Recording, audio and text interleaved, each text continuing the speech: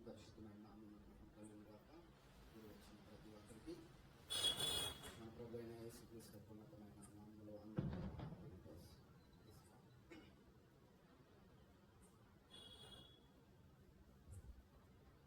ఈ రాత్రి వాక్యదానంలో హెబ్రీయులకు రాసిన పత్రిక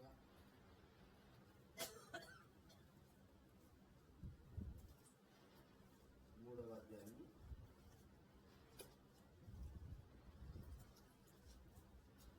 హెబ్రీయులకు రాసిన పత్రిక 3వ అధ్యాయం 12వ వాక్యం చదువుతున్నాం.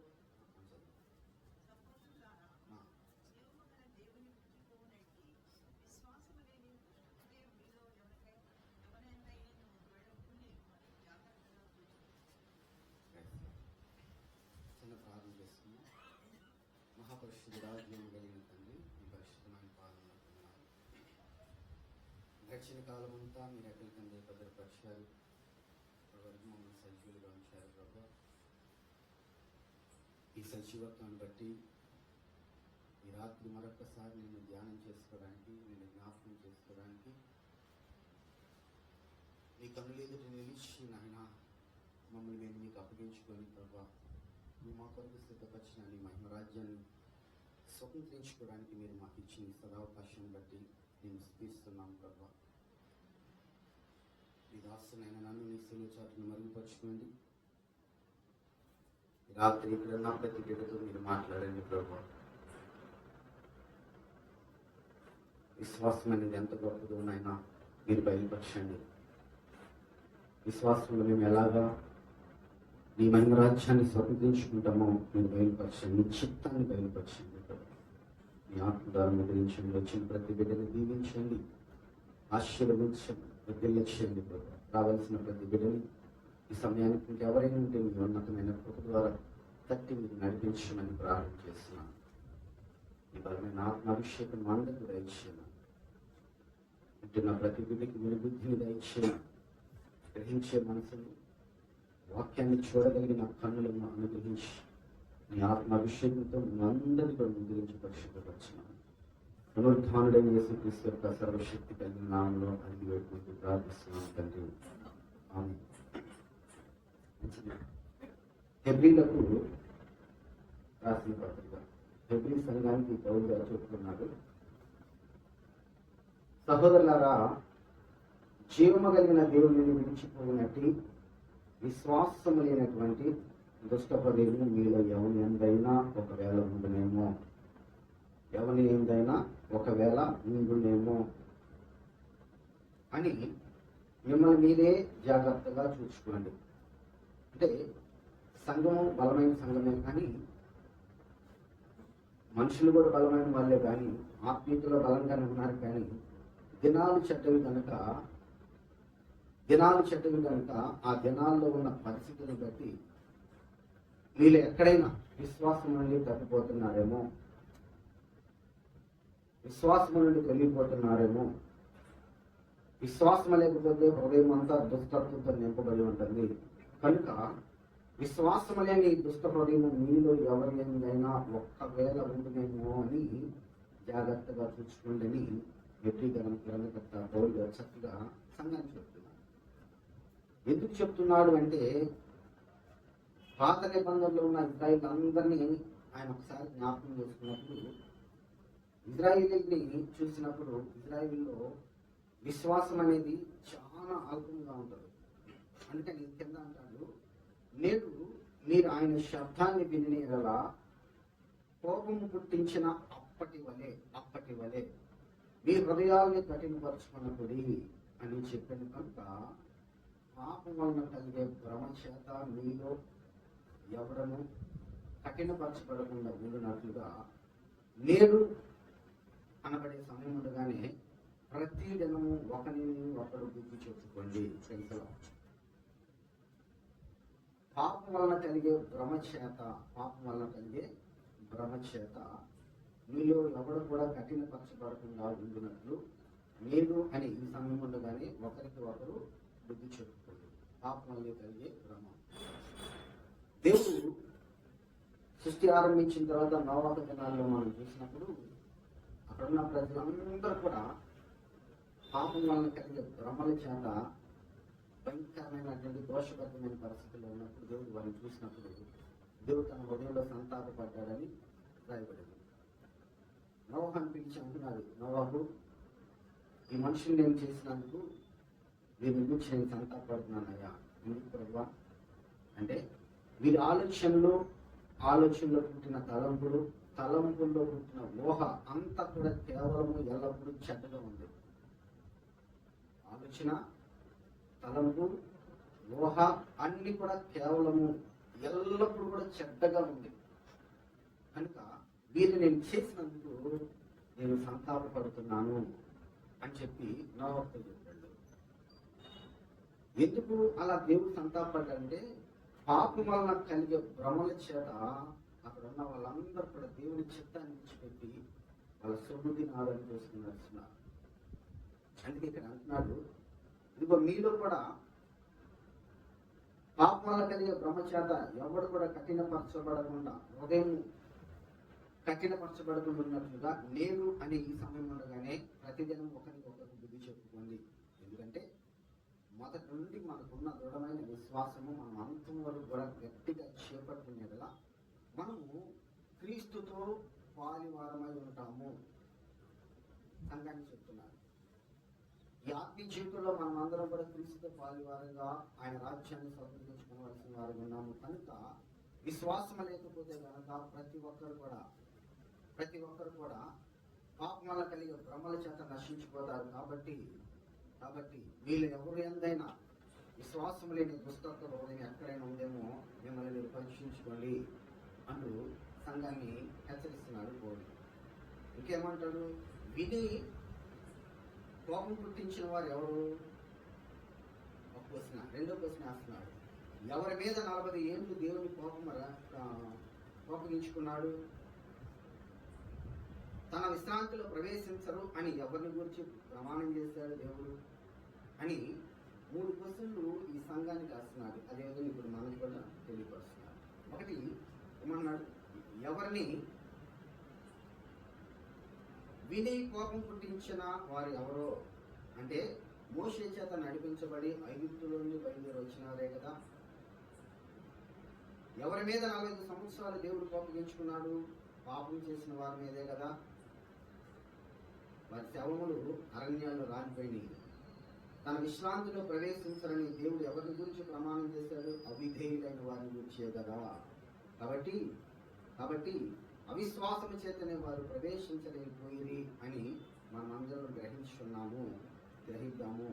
కనుక అది గ్రహించాలి అంటే పాపం వలన కలిగే భ్రమ నిన్ను నాశనపు గోతులకు తీసుకెళ్ళక మునిపే విశ్వాసం లేకుండా దేవుని విడిచిపెట్టి పోయేటంటే దుష్ట హృదయము ఎక్కడైనా అందులో ఉందేమో చూసుకో అంటున్నాడు.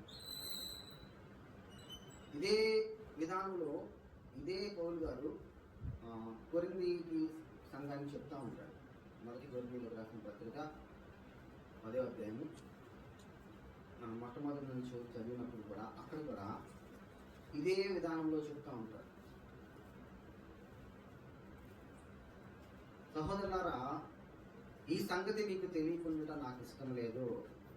ఏంటయ్యా అంటే, మన పితరులందరూ కూడా మేఘంకరంగా నడిచిన వారే, మేఘంకరంగా ఉన్నారు. వారందరూ సముద్రంలో నడిచిన వారే, వారందరూ మోషేను బట్టి మేఘాల్లోనూ సముద్రంలోనూ బాప్తిసాన్ని పొందిన వారే. అందరూ కూడా ఆత్మ సంబంధమైన ఒకే ఆహారము భుజించిన వారే. అందరూ ఆత్మ సంబంధమైన ఒకే పానీయాన్ని పానము చేసిన వారే. ఎలాగనగా తమను వెంబడించిన ఆత్మ సంబంధమైన బండలో వారు తాగారు. ఆ బండ క్రీస్తే అని కొన్ని సంఘాన్ని కూడా పౌలు గారు స్పష్టంగా తెలియపరుస్తా ఉంటారు. అంటే అందరూ అని ప్రతి అంశంలో అందరూ అని చెప్తున్నాడు. కానీ కిందకు వచ్చిన తర్వాత ఏమంటాడు, అయితే వారిలో ఎక్కువ మంది దేవునికి ఇష్టలుగా ఉండలేదు కనుక అరణ్యములో వారందరూ కూడా సంహరింపబడ్డారు. అరణ్యంలో సంహరించబడడానికి గల కారణం ఏంటంటే పాపం వలన కలిగే భ్రమల చేత ఇజ్రాయేల్ ప్రజలందరూ కూడా మోషేని వెంబడిస్తూ కూడా దేవుని చిత్తానికి వ్యతిరేకంగా మారిపోయారు. వాళ్ళలో ఉన్న లక్షణాలు ఇక్కడ మనం చూస్తే 7వ వాక్యం చదువుదాం. 7వ వాక్యంలో అంటాడు, జనులు తినుటకు త్రాగుటకు కూర్చొని ఆడటానికి లేచారయ్యా అని వ్రాయబడినట్లుగా వారిలో కొందరు వలె మీరు కూడా విగ్రహారాధికులై ఉండకూడి. విగ్రహారాధన అంటే మనం విగ్రహారాధన చేస్తున్నామా? రెండోది అంటున్నాడు, వారి వలె మనము వ్యభిచరింపకుండా ఉందాము అంటున్నాడు. మూడో మాట అంటాడు, వారిలో కొందరు వ్యభిచరించి ఉన్నందున ఒక్క దినమనే 23,000 మంది కూలిపోయారు. మనము కూడా ప్రభువును శోధింపకుందాము. వారిలో కొందరు శోధించి సర్పం వలన నశించారు. మీరు సనగొద్దు. వారిలో కొందరు సనిగి సంహారకుని చేత నశించిపోయారు అని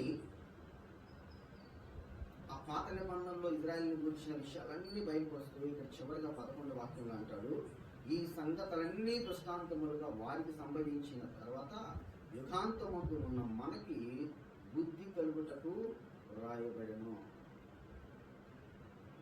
అంటే మనకి సాదృశ్యంగా ముందుగా చెప్పబడిన విషయాలన్నిటిని కూడా బైబిల్ గ్రంథంలో సిద్ధపరిచాడు. అవన్నీ మనకి ఇచ్చాడు. మనం వాటిని అవలంబిస్తూనే మన ఆత్మీయ జీవితాన్ని కట్టుకోవాలని కూడా స్పష్టంగా చెప్తున్నాడు. వాళ్ళలో కొంతమంది విగ్రహారాధికులు ఉన్నారు, కొంతమంది ఏమో వ్యభిచారికులు ఉన్నారు, మరి కొంతమంది సనిగిన వారు ఉన్నారు, మరి కొంతమంది శోధించిన వారు ఉన్నారు. ఆ శోధన ఎలాంటిదంటే దేవునికి కూడా బాగా కోపం తెప్పించింది. చెప్పాడు కదా, అరణ్యంలో ఎవరి గురించి నా కోపం వచ్చింది, ఎవరు అరణ్యంలో రాలిపోయారు, వారి శవాలు అరణ్యంలోనే పాతిపెట్టబడ్డాయి అని చెప్పి అడుగుతున్నాడు కదా.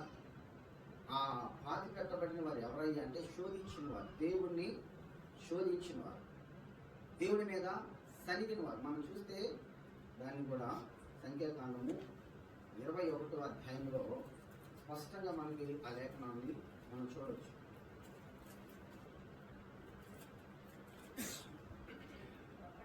సంఖ్యాకాండం 21వ అధ్యాయము 4వ వాక్యంలో అంటాడు, ఇదిగో ఇజ్రాయిల్ అందరూ కూడా ఎదేము దేశమును చుట్టిపోవాలని హోరు కొండ నుండి ఎర్ర సముద్రం వరకు సాగిపోయారు.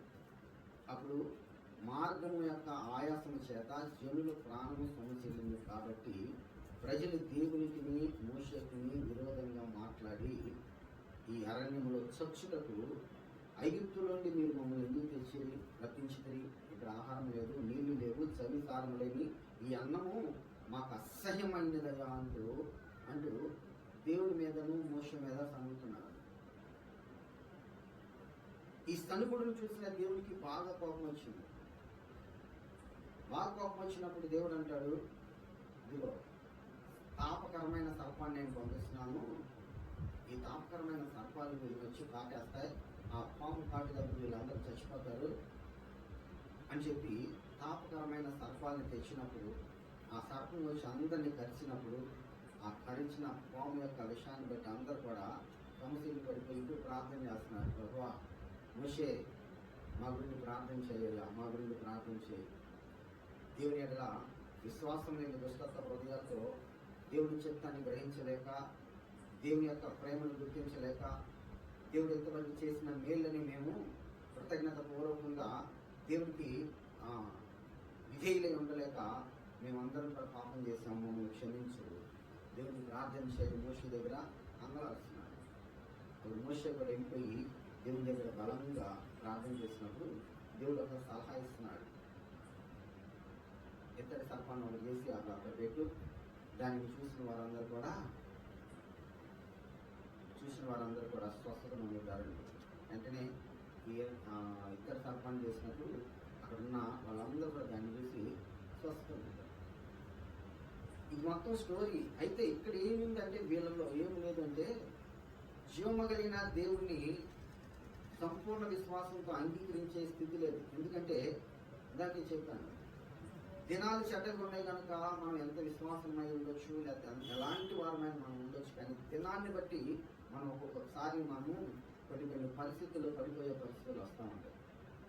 అలాంటి సందర్భాన్ని దేవుడు గుర్తించి కనుక మన వైపు ఒకసారి చూశాడంటే అప్పుడు మన స్థితిని బట్టి మనకి తీర్పు చేర్చబడుతుంది. ఖచ్చితంగా శిక్ష కూడా తీసుకురాకూడదు. అందుకని ఆ శిక్షను నువ్వు తప్పించుకోవాలంటే ఎవ్రీ సంగమా జీవము కలిగిన దేవుని విడిచిపెట్టుకున్నట్టు విశ్వాసం లేని దుష్టోపదేవుని నీళ్ళు ఎక్కడైందో ఉందేమో చూసుకో. పాపం వలన కలిగే భ్రమల చేత నీ హృదయం కఠినపరచబడకుండా ఉన్నట్లుగా నీవే జాగ్రత్తలు చూసుకొని పౌలు గారు ఆ హెబ్రీ సంఘాన్ని చెప్తూ వస్తున్నారు. ఎందుకంటే వాళ్ళు శనిగారు కాబట్టి ఈ విధంగా చనిపోయారు. వాళ్ళు కొందరు వ్యభిచారులు అన్నారు. అది కూడా మనం చూస్తే సంఖ్యాకాండంలోనే 25వ అధ్యాయంలో అదేమో హోరు కొండ యొక్క అనుభవం, ఇదేమో షిత్తీము యొక్క అనుభవం. షిత్తీములో వచ్చినప్పుడు వీళ్ళందరూ కూడా, ఇజ్రాయేలీలందరూ కూడా ఈ షిత్తీములో దేవుడు వాళ్ళందరినీ కూడా చక్కగా నడిపించుకొచ్చిన తర్వాత ఆ షిత్తీములో దిగినప్పుడు వెంటనే దేవుడి యొక్క ఆ మేఘము వెళ్ళిపోయింది పైకి. వెళ్ళిపోయిన తర్వాత వీళ్ళందరూ అక్కడ చక్కగా గుడారాలు వేసుకొని నివసిస్తూ వెంటనే వాళ్ళు చేసిన మొట్టమొదటి పని ఏంటంటే దేవుడిని స్తుతించాల్సిన వారు ఇంత మహిమకరంగా దేవుడు తన రెక్కల కింద నడిపించాడు అందులో దేవుడికి కృతజ్ఞత చెల్లించాల్సిన వీళ్ళు ఏం చేశారంటే అక్కడ ఉన్నటువంటి లోక సంబంధమైన వ్యక్తులతో పాపం వేసి మొదలుపెట్టారు. దినాలు చెడ్డవి కనుక వెంటనే ఏం చేసింటే వాళ్ళతో పాపం చేయదు. ఇది శరీర పాపమైనా దేవుడు క్షమించేవాడేమో. ఒకవేళ కొత్త నిబంధనలో ఒక వ్యభిచారమును పట్టబడిన స్త్రీని అందరు రాళ్ళతో పట్టడానికి తీసుకొచ్చినప్పుడు దేవుడు ఆమెను క్షమించాడు. ఒకవేళ ఇక్కడ శరీర సంబంధమైన పాపమే అయితే ఒకవేళ వారిని క్షమించాడేమో, కానీ అక్కడ భయంకరమైన పాపం చేస్తున్నారు. ఏం చేశారంటే ఆ స్త్రీలతో పాపం చేయడమే కాదు, కానీ వీళ్ళు ఏం చేశారంటే ఆ అన్యత్వపు స్త్రీలు వాళ్ళ దేవతకి ప్రతిష్ఠించుకున్న వాటిని వాళ్ళ దేవతలకి ముక్కమని చెప్పినప్పుడు వాటికి మొక్కి ఆత్మ సంబంధమైన విచారణ చేశారు. ఎప్పుడైతే ఈ ఆత్మ సంబంధమైన విచారణ చేశాడో దేవుడికి బాగా కోపం వచ్చింది. అక్కడ మనం చదివితే ఇజ్రాయేలు షిత్తీములో దిగి ఉండగా ప్రజలు మోయాబ్రాండ్లతో వ్యభిచారం చేయసాగిరి. ఆ స్త్రీలు తమ దేవతల బలులకు ప్రజలను పిలవగా వీరు భోజనం చేసి వారి దేవతలకు నమస్కారం చేసిరి. అట్లు ఇజ్రాయేలు బయలుపేరుతో కలుసుకున్నందున వారి మీద యెహోవాకు కోపము రగులుకొనెను. అంటే కృతజ్ఞత భావం లేకుండా ఎప్పుడైతే హృదయం ఉంటుందో, ఎప్పుడైతే దినాల యొక్క పరిస్థితులను బట్టి మనం పడిపోతామో మనకు తెలియకుండానే దుస్తత్వం మనలోకి ఆవరిస్తూ ఉంటుంది. దినం యొక్క పరిస్థితి అది. కనుక ఆ దినాన్ని నువ్వు గుర్తించి కనుక దేవుడి మీద ఎప్పుడైతే బలంగా నువ్వు విశ్వాసంతో నిలకడగా ఉంటావో, ఓర్పుతో ఉంటావో, దాన్ని బలంగా నువ్వు జయించగలుగుతావు అంటున్నాడు దేవుడు. ఒకరోజు పౌలు గారు కూడా తిమోతితో చెప్తా ఉంటాడు, తిమోతి,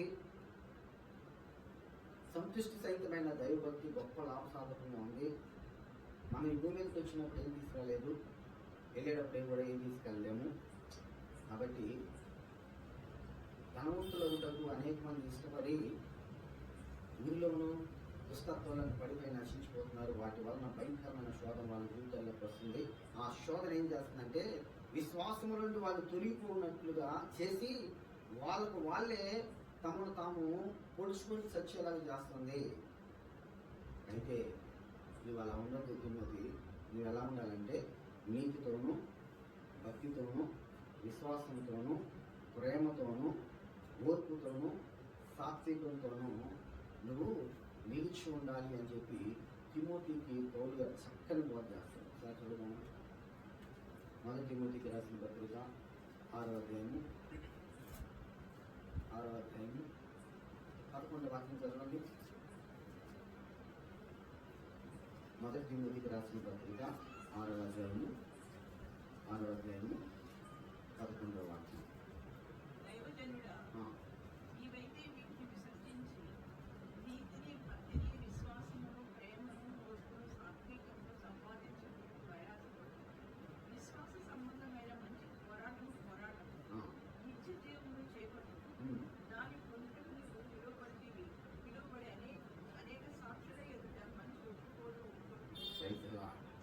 అంటే ఈరోజు కూడా పిలిచిన పిలుపుని దేవుడు మనకి జ్ఞాపకం చేస్తున్నాడు. మనం ఒప్పుకున్న దేవుడి దగ్గర మనం ఒప్పుకొని చేసుకొని బాప్తిసం ద్వారా దేవుని బిడ్డలుగా మనసుబడిన స్థితిని మీరు ప్రతి క్షణం జ్ఞాపకం చేసుకొని బతకాలన్నట్టుగా చెప్తున్నారు. తిమోతి, నువ్వు జాగ్రత్తగా ఉండు, నీతితో బ్రతుకు, భక్తితో బ్రతుకు, విశ్వాసంలో బ్రతుకు, ప్రేమతో బ్రతుకు, ఓర్పు కలిగి ఉండు, ఆ తర్వాత సాత్వికుడిగా ఉండు. అలా ఉండి విశ్వాస సంబంధమైన మంచి పోరాటాన్ని పోరాడు, నిత్య జీవాన్ని చేపట్టు, దాన్ని పొందడానికే నువ్వు పిలువబడ్డావు. రైతులా, నిత్య జీవాన్ని పొందడానికే నువ్వు పిలువబడ్డావు. క్రీస్తుతో పాలివారమై ఉండటానికే మనం అందరం కూడా పిలువబడ్డాం. హెబ్రీయులో చెప్పిన మాట ఇప్పుడు ఇక్కడ కూడా అదే చెప్తున్నాం. నీతో నాతో మనందరి భూమి మీద దేవుని యొక్క పిలుపుని అందుకొని వచ్చిన ప్రతి ఒక్కరితో చెప్తున్న మాట అదే. అయితే ఈ పిలవబడిన ప్రతి ఒక్కరిలో ఉండవలసిన లక్షణాలు ఈ 6 లక్షణాలు కనుక ఈ 6 లక్షణాలు నీలో ఖచ్చితంగా ఉండాలి అంటూ తిమోతికి చెప్తూనే తిమోతిని తీసుకెళ్లి సంఘంలో పెట్టి సంఘానికి కూడా ఇదే నేర్పుకుంటున్నాడు.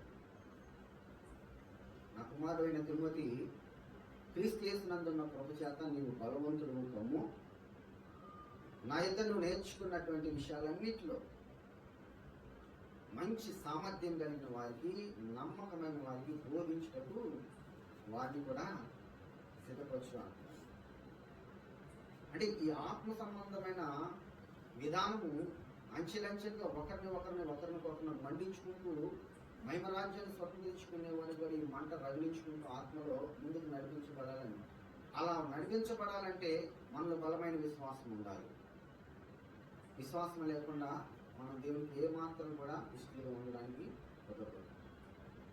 కనుక విశ్వాసంలో నువ్వు బలంగా ఉండు, ప్రేమలో బలంగా ఉండు, ఓర్పులో బలంగా ఉండు, సాత్వికుడిగా ఉండు. నిత్య జీవాన్ని చేపట్టడానికి నువ్వు పిలువబడ్డావు కనుక నువ్వు అనేక సాక్షులు ఎదుట మంచి ఒప్పుకున్నావు. ఎక్కడ ఒప్పుకున్నాడు అంటే సమస్త జీవానికి ఆధారుడైన దేవుని ఎదుట ఒప్పుకున్నాడు. పొంతి పిలాతు ఎదుట నిలబడి నేను సత్యాన్ని గురించి సాక్ష్యం ఇవ్వడానికే పుట్టాను అని చెప్పి సాక్ష్యం ఇచ్చిన యేసు క్రీస్తు ఎదుట నువ్వు మంచి ఒప్పుకున్నవాడు ఉన్నాడు. సమస్తానికి జీవాన్నిచ్చే ఆధారాన్ని కలిగేసే దేవుని ఎదుటను సర్వ సృష్టిలోకి దిగి వచ్చింది నేను. ఎందుకంటే సత్యాన్ని గురించి నేను బయలుపరచడానికి సాక్ష్యం ఇవ్వడానికి పుట్టానని చెప్పబడినటువంటి తండ్రి కుమారు ఎదుట నీ మంచి ఒప్పుకున్నావు కనుక ఆ ఒప్పుకోలు నేను వేరు చేసుకోవాలి, జాగ్రత్తగా ఒప్పుకోవాలి, జాగ్రత్తగా దాన్ని కాపాడుకోవాలంటున్నాడు. కనుక అక్కడ ఏమంటాడంటే సమస్తానికి జీవదాయకుడైన దేవుని ఎదుటను పొంది పిలాతు ఎదుటను ధైర్యంగా ఒప్పుకొని సాక్ష్యం ఇచ్చిన క్రీస్తు ఎదుటను మన ప్రభు అయిన యేసుక్రీస్తు ప్రత్యక్షమయ్యే వరకు నీవు నిష్కలంకంగాను అనింద్యముగాను ఈ ఆజ్ఞను గైకొనాలని నీకు ఆజ్ఞాపించున్నాను, తెలియపరుస్తున్నాను అంటున్నాను. ఆజ్ఞాపిస్తున్నాను, తెలియపరచడం లేదు, ఆజ్ఞాపించడం లేదు కదా. ఆజ్ఞాతిక్రము, రాజుగారు ఆజ్ఞ అతిక్రమిస్తే శిరచ్ఛేదన. ఈ పౌలు గారి యొక్క ఆజ్ఞ అతిక్రమిస్తే ఖచ్చితంగా నిత్య నరకం. ఆ సంగతిని స్పష్టంగా తిమోతికి చెప్తుంది. ఈరోజు సంఘానికి కూడా మనకు కూడా అది చెప్తున్నాం. మనం ఏ ఒప్పుకోలైతే ఒప్పుకున్నామో, ఎక్కడ ఒప్పుకున్నామో ఆ జీవమ కలిగిన దేవుని ఎదుట కొనసాగింపబడుతున్న మన జీవితాల్లో ఎక్కడైనా ఆయన్ని విడిచిపెట్టి లోకాన్ని ఆకర్షించి లోకానుసారమైన పరిస్థితుల్లో పడిపోయే పరిస్థితులు మనకు ఎదురైనా సరే ఎక్కడ కూడా తలంచుకోకుండా నువ్వు నడిపించబడాలంటే బలమైన విశ్వాసాన్ని నువ్వు స్వతంత్రించుకోవాలి. అందుకే ఎక్కడైనా జీవమగలిగిన దేవుని విడిచిపెట్టి కొట్టుకొని పోయేటువంటి దుస్తత్వ హృదయంలో మీలో ఎవరిలోనైనా ఎక్కడైనా ఉందేమో జాగ్రత్తగా చూసుకోండి. పాపం వలన కలిగే భ్రమల వలన మీ హృదయాలు కఠినపరచబడకుండా ఉండినట్లుగా మిమ్మల్ని మీరు జాగ్రత్తగా చూసుకోండి. దేవునికి కోపం పుట్టించిన వారు ఎవరు? నా విశ్రాంతిలో ప్రవేశించాలని దేవుని చేత చెప్పబడిన వారు ఎవరు? అవిధేయులే కదా, పాపం చేసిన వారే కదా. ఆ అవిధేయుల్లో ఉన్నది ఏంటి అంటే విశ్వాసం లేదు, కానీ అవిధేయుల దుస్తత్వ హృదయం ఉంది. అందుకే వాళ్ళు ఆ విధంగా నశించిపోయారు. కానీ నీవు నేను అలా ఉండకూడదని స్పష్టంగా చెప్తున్నాడు దేవుడు, స్పష్టంగా చెప్తున్నాడు. అక్కడ అంటాడు అరణ్యంలో ఆ విధంగా పాపానికి ప్రేరేపింపబడ్డాడు ఈ ఇశ్రాయేలు అందరూ. పాపానికి ప్రేరేపింపబడి వెళ్ళి వాళ్ళతో పాపం చేయడమే కాకుండా వాళ్ళ అన్ని దేవతల్ని ఆరాధిస్తున్నారు, వాళ్ళతో కలిసి భోజనం చేస్తున్నారు. వాళ్ళ దగ్గర ప్రతిష్ఠించిన అన్యత్వపు వాటికి ప్రతిష్ఠించినటువంటి భోజనాన్ని చేస్తున్నారు. వీళ్ళు ఎవరు అసలు? దేవుడే, వీళ్ళు నా ప్రజలు, ఇశ్రాయేలీయులు నా ప్రజలు, నా సొత్తు. మీరు ఆ కానాన్లోకి వెళ్ళిన తర్వాత ఎవరు మీరు అని కానానీలు ఎవరైనా మిమ్మల్ని అడిగితే మేము యెహోవా ప్రజలు అని చెప్పండి అని ధైర్యంగా వాళ్ళకి బలంగా చెప్పి పంపించాడు దేవుడు. వాళ్ళ పెద్దల యొక్క పేర్లన్నీ, గోత్రాల పేర్లన్నీ కూడా కొండపైన రాసి ఉంచమన్నాడు దేవుడు.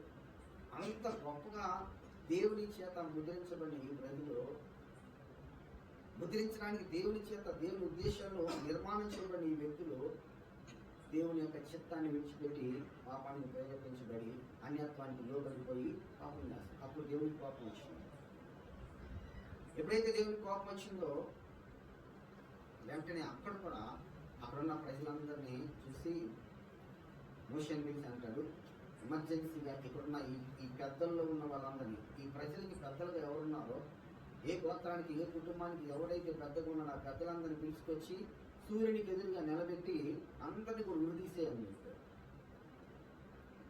అందరినీ కూడా ఉరిమనగానే దేవుని ఆజ్ఞకి లోపలికి మోసి అందరినీ తీసుకొచ్చి సూర్యునికి ఎదురుగా నిలబెట్టి వాళ్ళందరినీ కూడా ఉరిదీస్తే మరి ఆ కుటుంబాలు ఊరుకుంటాయా?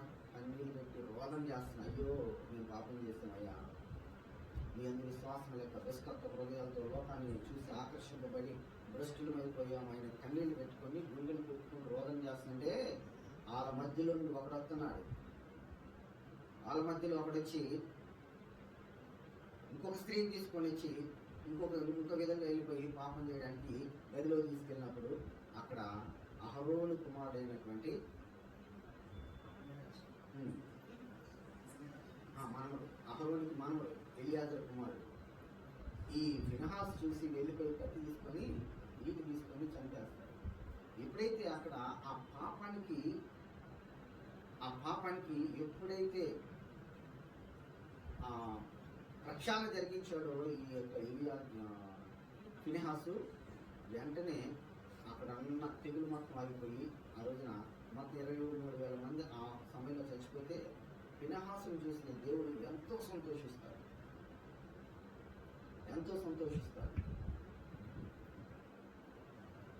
నీ హృదయంలో మంచి విశ్వాసాన్ని నమ్మకాన్ని పెట్టుకున్నావు అని దేవుడే తను స్వయంగా ఏర్పరచుకొని తనకు ఒక బాధ్యతను అప్పగించగలిగినంత మహిమతో కూడిన హృదయాన్ని సిద్ధపరచుకున్నాడు ఫినహాసు.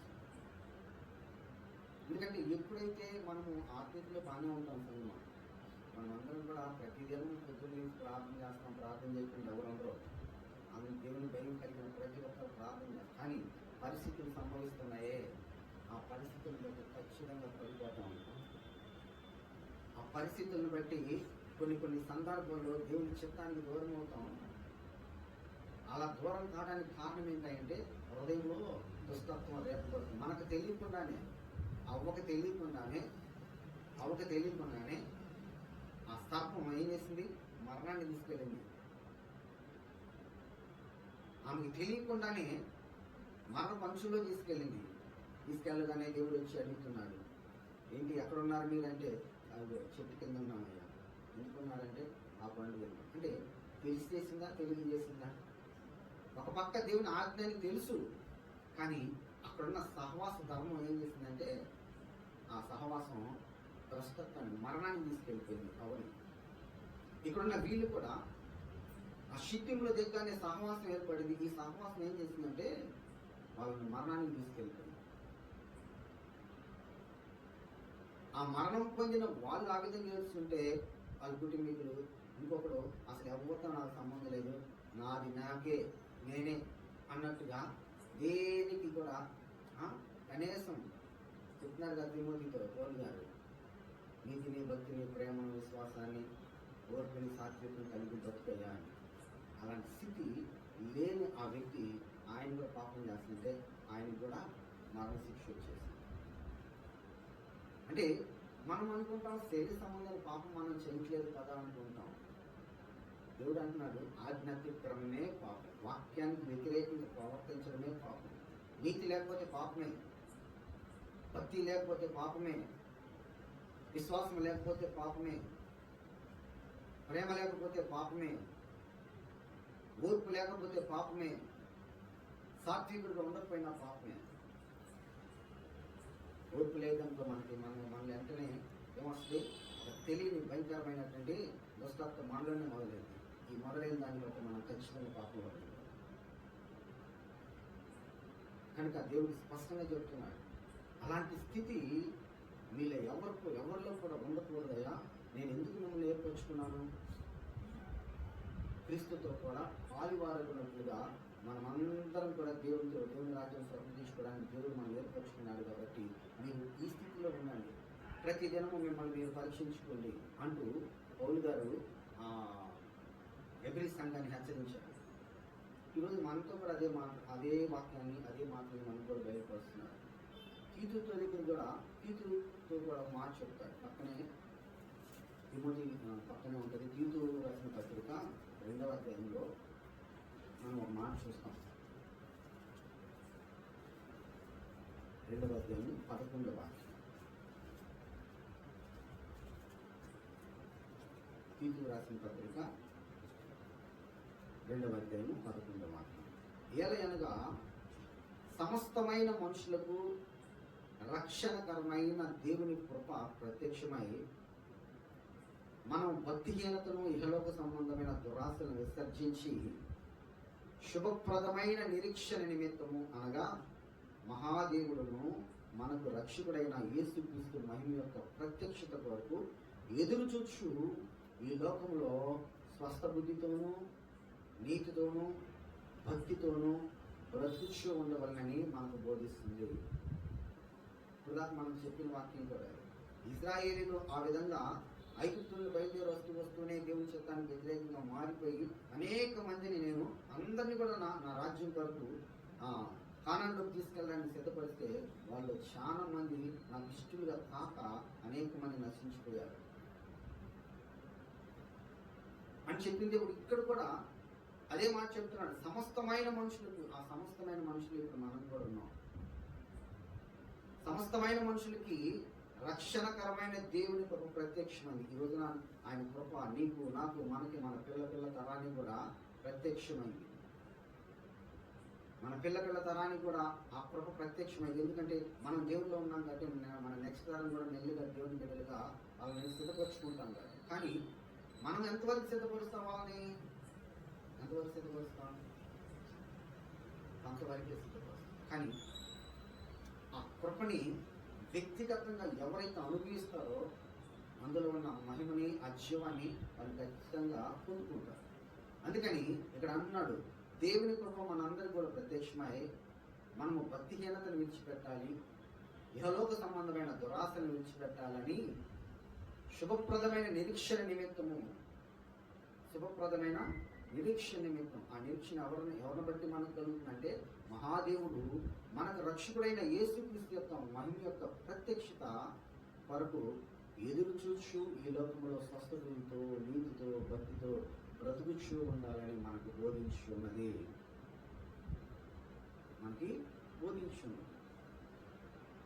నీతితో, భక్తితో, స్వస్థ బుద్ధితో బ్రతుకుతూ ఉండాలని బోధిస్తుంది. అయితే ఇక్కడ అంటాడు సమస్తమైన దుర్నీతి నుండి మనల్ని విమోచించి సక్రియలందు ఆసక్తి కలిగిన ప్రజల్ని తన కోసము పవిత్రపరచుకొని తన సొత్తుగా చేసుకున్నటకు తనను తాను మన కొరకు అర్పించుకున్నాడు. ఇక్కడేమో అందరికీ కృప ఆవరించబడింది, కానీ ఆ కృప అందరూ కూడా సద్వినియోగం చేసుకోలేకపోతున్నారు.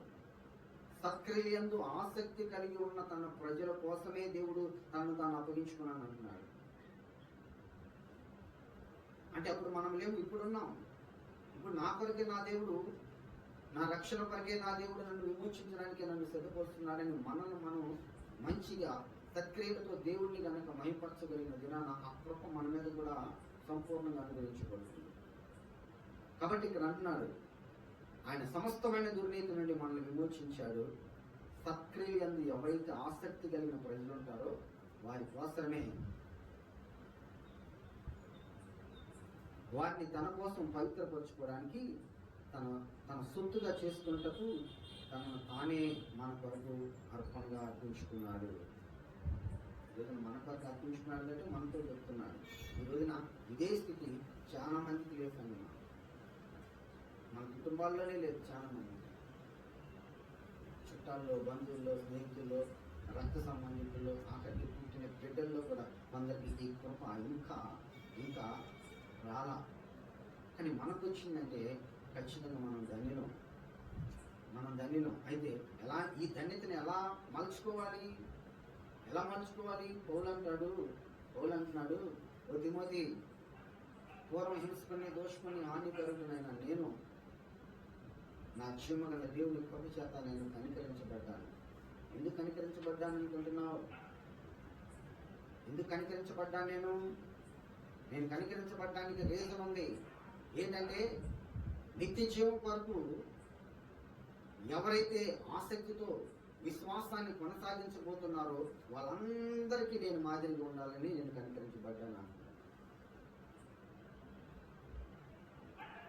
నిత్య జీవం నిమిత్తం ఎవరైతే విశ్వాసంతో దాన్ని కొనసాగించడానికి దేవుని కృపాసనం దగ్గరికి వస్తూ ఉంటారో వాళ్ళందరి నిమిత్తమే నేను కనికరించబడ్డా. నా భక్తిని బట్టి కాదు, నా ధర్మశాస్త్ర సంబంధమైన శక్తిని బట్టి కాదు. నేను పూర్వం హింసకుని, దోషకుని, హానికరుని, ఆయన నన్ను కూడా నా దేవుడు కరుణించాడు. వరకేం కరుణించలా, నా కరుణ వెనక, నేను కరుణించబడిన దాని వెనక నా బిడ్డలున్నారు. ఆయనకైనా పిల్లలు ఉన్నారా? సొంత పిల్లలు లేరు కదా. మరి ఎవరి కొరకు?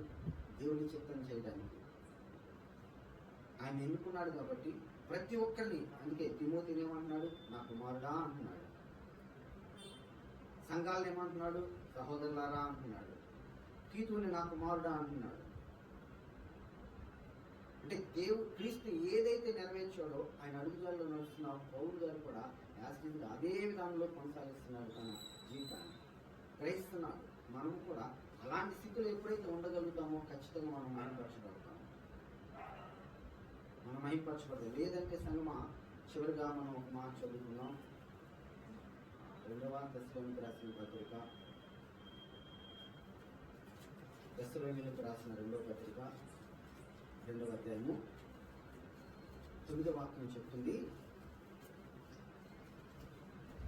నశించి ఉన్నవారు తమను రక్షింపబడ్డకై సత్య విషయమైన ప్రేమను అవలంబింపలేకపోయారు కనుక వాని రాక, ఎవరు వాణి అంటే ఎవరు? దుష్టుని యొక్క రాక అబద్ధ విషయమైన సమస్తమైన బలముతోనూ, నానా విధమైన సూచక్రియలతోనూ, మహత్కార్యాలతోనూ, దుర్నీతినే పుట్టించి సమస్త మోసములతో నశించిపోతున్న వారిలో సాతాను కనపరిచే బలమును అనుసరించి ఉంటుంది రాబోయే దినాల్లో. అందుకని ఇప్పుడు మనకి విశ్వాసం బలంగా ఉండాలి. అందుకని మన హృదయం మనం ఎప్పుడు కూడా పరీక్షించుకుంటూ ఉండాలి. విశ్వాసం లేని దుష్టత హృదయం ఎక్కడైనా మనలో ఉందేమో చూసుకోమన్నా ఆ జీవం గల దేవుని వాక్యం ఈ రాత్రి మనల్ని పరీక్షించుకోమని చెప్తుంది. ఎందుకంటే రాబోయే దినాల్లో నశించిపోతున్న వారి స్థితి ఎలా ఉన్నదంటే సాతాను కనపరిచే బలం కింద వీళ్ళందరూ లోబడిపోయి దేవుని చిత్తానికి వ్యతిరేకంగా నశించుకోబోతున్నారు. అలాంటి వారిలో నేను మనం ఉండకూడదని ఖచ్చితంగా చెప్తున్నాడు. ఏమంటున్నాడు? సత్య విషయమైన ప్రేమను వారు ఎవ్వరు కూడా అవలంబించట్లేదయ్యా. కనుకనే దుష్టుని యొక్క రాక అబద్ధ విషయమై ఉన్నది. అది సమస్త బలముతోనూ, నానా విధములైన సూచక్రియలతో ఉంది, మహత్కార్యాలతోనూ, దుర్నీతినే పుట్టించు సమస్త మోసంతో నశించిపోతున్న వారిలో సాతాను కనపరిచే బలమును అనుసరించి ఉంటుంది. అందుచేత సత్యాన్ని నమ్మక దుర్నీతి యందు అభిలాష కలిగిన వారందరినీ శిక్షావిధి పొందుటకై అబద్ధాన్నే నమ్మునట్లుగా మోసం చేసే శక్తిని కూడా దేవుడు వారి మీద పొందుతున్నాడు. మోసం చేసే శక్తిని, సత్యాన్ని నమ్మని వారి మీదకి దేవుడే పొందుతున్నాడు. భ్రష్ట హృదయం కలిగిన వారి మీదకి దేవుడే పొందుతున్నాడు. అది తప్పించుకోవాలంటున్నాడు. ఇక్కడ కింద చక్కగా అంటాడు, ప్రభు వలన ప్రేమింపబడిన సహోదరులారా అని చక్కగా అంటున్నాడు. ఇప్పుడు మనం ఎవరమైతే ప్రభు వలన ప్రేమించబడిన సహోదరులం.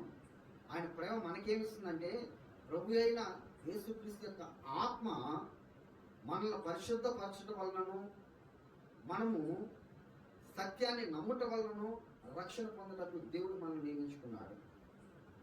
ఆత్మ పరిశుద్ధపరిస్తేనే మనం పరిశుద్ధం అవుతాం. తర్వాత సత్యాన్ని మనం నమ్మితేనే మనం పరిశుద్ధం అవుతాం, రక్షింపబడతాం. ఇది రక్షణ. ఈ విధంగా మీరు అందరూ కూడా రక్షింపబడి మన ప్రభు అయిన యేసుక్రీస్తు యొక్క మహిమని పొందాలని ఆయన మా సువార్త ద్వారా మిమ్మల్ని పిలుస్తున్నాడు అంటున్నాడు. మందిరాల్లో కాదు కానీ తన రాజ్యంలోనికి మనల్ని సిద్ధపరుస్తున్నాడు దేవుడు. నా ఆత్మ ద్వారా మీరు పరిశుద్ధపరచబడాలి, నా సత్యం ద్వారా నమ్ముట వలన మీరు అందరూ రక్షింపబడాలి. ఆ రక్షణ మిమ్మల్ని ఎక్కడికి తీసుకెళ్తుంది? మహిమలోనికి తీసుకెళ్తుంది. ఆ మహిమలోనికి మీరు వెళ్ళాలనే, ఆ మహిమలోనికి మీరు ప్రవేశించాలనే మేము మా సువార్త ద్వారా మీకు ప్రకటిస్తుండగా ఆ ప్రకటన మిమ్మల్ని ఆ సత్యంలోనికి తీసుకొస్తుంది, పిలుస్తుంది అన్నాడు పౌలు గారు. మళ్ళీ అయితే నువ్వేం చేయాలి? మనం ఏం చేయాలంటే నిలకడగా ఉండాలి. కాబట్టి సహోదరులారా, నిలకడగా ఉండండి. మా మాట వలన కానీ మా పత్రిక వలన కానీ మీకు బోధింపబడిన విధులను గట్టిగా చేపట్టాలి. ఆ వాక్యంలో ఉన్న సత్యాన్ని పౌలు గారు అంటే అప్పుడు పత్రికలు రాసేవాళ్ళు కదా, మేము డైరెక్ట్గా వచ్చి మీకు బోధించినా సరే మా మాట వలన కానీ, లేదా నేను పత్రిక రాసి పంపుతున్నా ఈ పత్రిక వలన కానీ, ఈ వాక్యం ఎప్పుడైతే నీ చెవులు పడుతుందో, చెవులు పడిన ఆ సమయం నుండి నువ్వు నిలకడగా ఉండాలి. చెప్పబడిన లేఖనాలను బట్టి నువ్వు ఆ విధులను గట్టిగా చేపట్టాలి. విధులంటే చెప్పబడిన పారంపర్యం. విశ్వాసం తర్వాత అధిక విశ్వాసం తర్వాత నీతి తర్వాత మహిమ చెప్తారు కదా రోమపత్రికలో 8వ అధ్యాయంలో. ఆ స్టెప్ బై స్టెప్ నువ్వు ఆత్మీయంగా బలపడుతూ ముందుకు నడవాలే కానీ ఎక్కడ కూడా నువ్వు బలహీనుడుగా కాదు. ఎప్పుడైతే నువ్వు బలహీనుడు పోతావో ఖచ్చితంగా దుస్తత్వం బలహీనుడు కనబడుతుంది. దాన్ని బట్టి ఆ పాత నిబంధనలు ఇజ్రాయేల్ ఏ విధంగా అయితే దుస్తత్వానికి వెళ్ళిపోయి దేవుని కోపానికి, ఆయన రౌద్రానికి కారకులు ఏ విధంగా సంహరించబడ్డారో అలాంటి సంహారం నీ జీవితంలో వస్తుందేమో. ఒకవేళ అలాంటి తత్వం నీలో ఉందేమో, అలాంటి స్వీకరించేటువంటి స్థితిగతి నీలో ఉందేమో, జాగ్రత్తగా చూసుకో అంటూ ఈ రాత్రి మనలందరూ కూడా హెచ్చరిస్తున్నాడు దేవుడు. కనుక స్పష్టంగా చెప్తున్నాడు ఇక్కడ, మనం ఎందుకు ఎవరి ద్వారా పరిశుద్ధపరచబడతామంటే ఆత్మ ద్వారా పరిశుద్ధపరచబడతాం. ఆత్మ లేకపోతే, ఆత్మ లేనివాడు నా వాడు కాడు. ఎందరైతే దేవుని ఆత్మ చేత నడిపించబడతారో వారందరూ దేవుని కుమారులు. అందుకని ఇక్కడ అంటున్నాడు, ఆత్మ మిమ్మల్ని పరిశుద్ధపరచుట చేత, మీరు సత్యాన్ని నమ్ముట చేత మీరు రక్షింపబడుతున్నారు. అలా రక్షణ పొందడానికి దేవుడు ఎప్పుడు ఏర్పరచుకున్నాడు నిన్ను అంటే ఆదిలోనే ఏర్పరచుకున్నాడు. స్పష్టంగా ఉంది. 2వ తెస్సలోనికీ పత్రిక 2వ అధ్యాయము 13వ వాక్యం. ప్రభువు వలన ప్రేమింపబడిన సహోదరులారా, ఆత్మ మిమ్మల్ని పరిశుద్ధపరచడం వలనను మీరు సత్యాన్ని నమ్ముట వలనను రక్షణ పొందుటకు దేవుడు ఆదిలో నుండే మిమ్మల్ని ఆదిలోనే ఏర్పరచుకున్నాడు. ఇప్పుడు ఏర్పరచుకోవాలి దేవుడు. మనం ఇర్మియా అంటాడు కదా, ఇర్మియా నీవు నీ తల్లి గర్భమందు రూపింపబడక మునిపే నేను నిన్ను, నీ తల్లి గర్భంలో నుండి ఎప్పుడైతే నువ్వు బయటకు వచ్చి భూమి మీదకి వచ్చి అప్పుడు నేను ఏర్పరచుకున్నాను అంటాడు. మనలందరూ కూడా దేవుడు అలాగనే ఏర్పరచుకున్నాడు. కానీ దాన్ని గ్రహించి కనుక ఖచ్చితంగా మనం నడవగలిగిన దినాన క్రీస్తు పాటు పరలోకంలో పాలిభాగస్తులై ఉంటాం. ఆయనతో పాలిభాగస్తులై ఉండడానికి క్రీస్తు కూడా సత్క్రియలు ఎంతో ఆసక్తి కలిగిన ప్రజలను తన కొరకు ఏర్పరచుకుంటున్నాడు. ఆ సత్క్రియలు ఎవరు చేస్తారు? వ్యక్తిగతంగా ఎవరైనా చేయగలరా? చేయలేరు. అందుకని సువార్తను ప్రకటిస్తున్నాడు, సత్యవాక్యాన్ని బయలుపరుస్తున్నాడు. ఈ సువార్తను ఎవరైతే నమ్మి సత్క్రియలు ఎంతో ఆసక్తి కలిగి ఉంటారో వారి కొరకు మాత్రమే తన అర్పణగా అర్పించుకున్న ఆ రక్తం వారిని పరిశుద్ధపరుస్తుంది. ఆ పరిశుద్ధపరచబడిన ఆ రక్తాన్ని బట్టి శుద్ధీకరించబడిన ప్రతి వ్యక్తి కూడా దేవుని రాజ్యంలో మహిమకరంగా నిలిచి ఉంటాడు. కనుక దీని అంతటికి మూలం ఎక్కడ ఉందంటే హృదయంలో ఉంది. హృదయం మోసకరమైనది, ఘోరమైన వ్యాధి కలిగింది. దానిని గ్రహించగలిగిన వాడు ఎవరు? గ్రహించగలిగిన వాడు ఎవరు లేరు. మరి ఎలా గ్రహిస్తున్నాం మనం అంటే ఇదిగో లేఖనం మన అందరికి ఇచ్చాడు. చక్కగా మంచి గ్రంథాన్ని ఇచ్చాడు దేవుడు. దీనిలో ఉన్న సత్యాన్ని మనకు తెలియదు. ఇది ఇలా ఉంటే మనకు అసలు తెలియదు. ఓపెన్ చేస్తేనే తెలుసు. ఓపెన్ చేసినా చాలా మందికి తెలియదు. బయలుపరిస్తేనే దేవుడు తెలుసు. దేవుడు బయలుపరచాలంటే విశ్వాసంలో మనం బలవంతంగా ఉన్నప్పుడు మాత్రమే అది మనకి స్పష్టంగా తెలియపరుస్తాడు దేవుడు. ఎప్పుడైతే ఆ స్పష్టత మనకు అనుగ్రహించబడుతుందో ఆ స్పష్టతను బట్టి దేవుడు కూడా మనల్ని బలంగా ప్రేమిస్తాడు. ప్రేమించిన దాన్ని బట్టి తోడుగా ఉంటాడు. తోడైన దాన్ని బట్టి మహిమకరంగా మనల్ని ఆశ్రయిస్తాడు. అలాంటి కృప దేవుడు మనందరికీ అనుగ్రహించి ఆయన మహిమ ప్రత్యక్షతలో నిలిచే వారు కూడా తోడైన మనల్ని నడిపించుకునేదాకా ఆమేన్. మహాపరిశుద్ధుడా, జీవము కలిగిన తండ్రి, ఈ పాదంలో పొందాలయ్యా. మీరు సెలవిస్తున్నారు తండ్రి, విశ్వాసం లేని నిష్ఠతో కూడా మీరు ఎక్కడైనా ఉందేమో అని జాగ్రత్తగా చూసుకోమని హెచ్చరిస్తున్నారు ప్రభా.